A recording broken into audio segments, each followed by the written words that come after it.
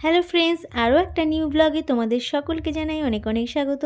তো আমরা কোথায় যাচ্ছি সব কিছুই এই ভিডিওর মধ্যেই তোমাদের জানাবো। স্কিপ না করে ভিডিওটা পুরো দেখো। সকাল সকাল রেডি হয়ে নিয়েছি। আমরা যাচ্ছি আজকে আমার বাপের বাড়ি আর আমার সোনা পাপার মামা বাড়ি। ফার্স্ট টাইম কিন্তু ও এত দূর জার্নি করবে।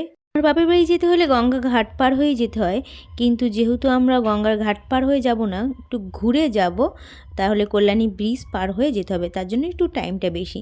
তো আমরা রেডি হয়ে বেরিয়ে পড়েছি। আর আমি যাচ্ছি পুরো 1 বছর পর আমার বাপের বাড়িতে, কেননা প্রেগনেন্সি জার্নিতে বেশিরভাগ মেয়েই বাপের বাড়িতে থাকে, কিন্তু আমি থাকতে পারিনি। আমার প্রতি মান্থে ডাক্তার দেখানো ছিল, আর ওই টাইমে গঙ্গা পার করা, আর যেহেতু বর্ষাকাল ছিল সম্ভব হয়ে ওঠেনি, রিস্ক নেয়নি। তোমাদের দাদাভাই বলছে যে এখানে যাতায়াতের সুবিধা রয়েছে, কাছাকাছি সব কিছু, তোমার শরীর খারাপ করলেও সঙ্গে সঙ্গে ডাক্তারের কাছে নিতে পারবো, ওই কারণেই যেতে পারিনি। আর এই দেখো আমার সোনা পাপা খুব মজা হচ্ছে, ওর মামা বাড়ি যাবে। এখনও পর্যন্ত ও মামা বাড়িতে যায়নি।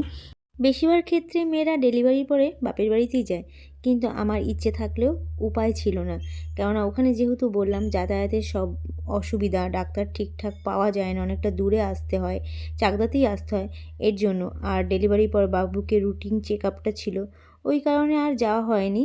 তোমাদের দাদাভাই বললো যে না, যাব না। এই দেখো আমার পাপার দেখো কাণ্ড দেখো, মানে ওর পাপা ওকে বসিয়ে দিয়েছে, গাড়ি চালাচ্ছে, স্টিয়ারিং ধরে ও এখন গাড়ি চালাবে। তারপরে এক জায়গায় আমরা দাঁড়িয়েছিলাম। সেদিনকে কিন্তু খুব কুয়াশা ছিল আর ওয়েদারটাও খুবই খারাপ, খুব হাওয়া দিচ্ছিল, তাই রাস্তায় এক জায়গায় দাঁড়িয়ে চা খেয়ে নিলাম। আর বাবার বাড়িতে যেতে সকল মেয়েরই কিন্তু খুব আনন্দ লাগে, তো আমিও খুব এক্সাইটেড ছিলাম আমার সোনা পাপার জন্য। তো বাপের বাড়ি যাওয়ার জন্য আরও দুটো কারণ ছিল, কেননা আমার বরের মামা বাড়িও ওখানে। দেখো বলতে বলতে ওর মামা বাড়িতে চলেও এসেছি। এখানে আমার ভাসুরের ছেলের বার্থডে বলেই এই সময় ঠান্ডায় আসা। তারপর ওখানে দেখা ঠেকা করে বাড়িতে আসলাম।